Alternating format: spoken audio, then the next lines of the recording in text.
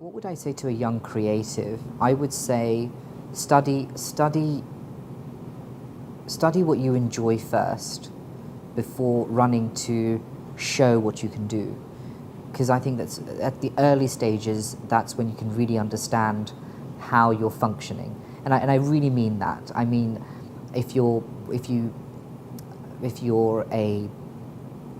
a mural painter, if you are a textile designer, if you're a fine artist, if you are a painter, if you're a body artist, any creative, a dancer, a musician, please go and see what you enjoy first.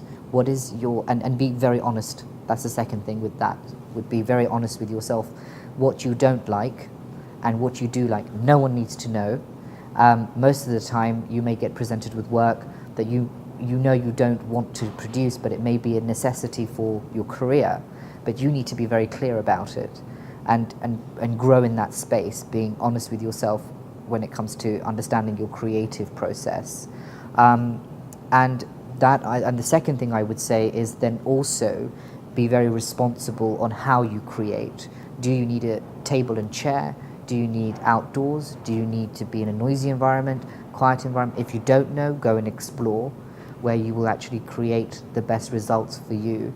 And that I also think artists are quite emotional, or creatives are quite emotional also. So understand what emotions are your strengths and be careful, because most of the time creatives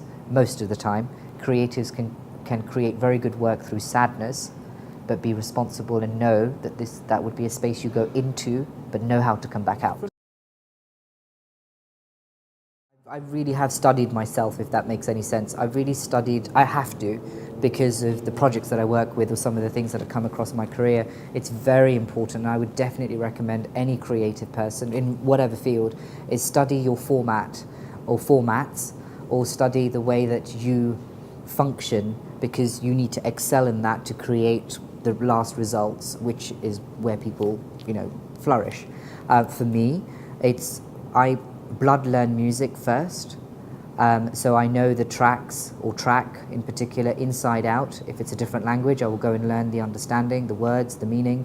I will also then try and attach not a past experience of my life, because I think that becomes too personal, but I try to attach an emotion to that song. Is it or instrumental piece or track? Is it a happy beat? Is it upbeat? Is it mischievous? Is it bad behavior? Is it sad? Is it tearful? Is it heart-wrenching? Is it deep? Is it romantic? So I really go into that space. So from there I warm up. I've blood learnt the song and I've warmed up, and that really helps me start creating work. But before I pick up a pen, I do something very weird.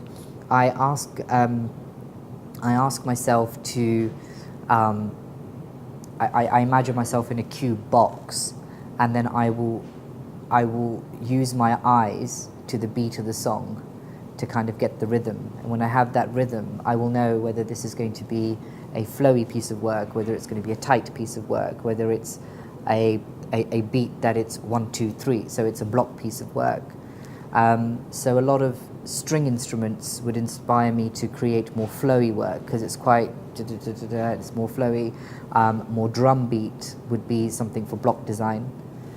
I use this term blood learning for especially when I'm actually working with music, but it's a generic term that I use when I'm training artists at the beauty brand, or if I'm talking to creatives who ask, I would love to get to delivery of this kind of results that you do, which is great, but I always recommend blood learning. And blood learning I use in the context of music, where I'm not just listening to a song, it's on repeat.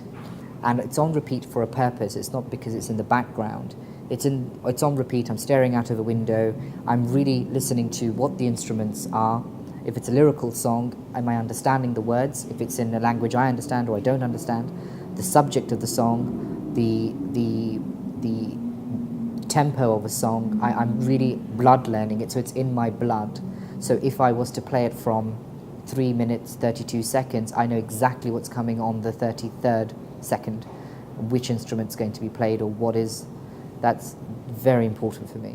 I'm not just inspired, I'm most immersed in artistry, whether it be dance, but that's another subject, or whether it be a creative release artistically. My two most places where I'm most immersed is in a moving vehicle, and my headphones are blasting loud with music.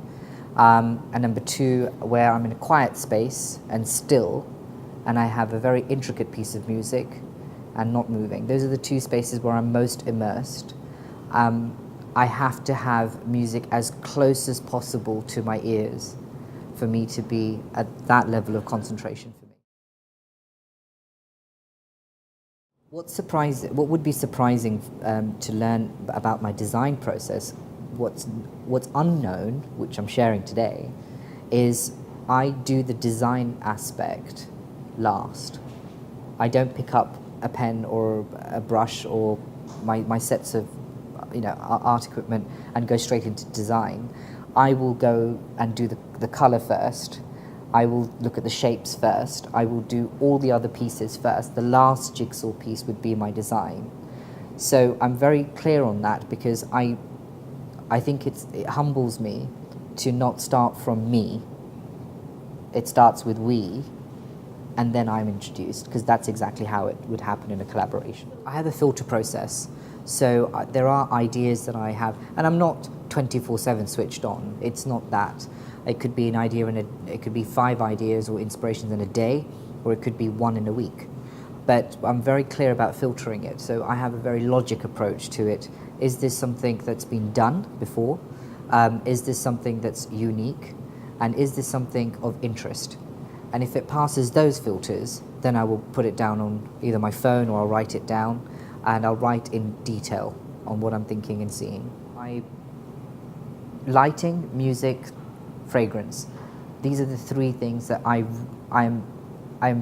really look forward to creating in my own space, whether it be in my office, whether it be at home, whether it be at a working space.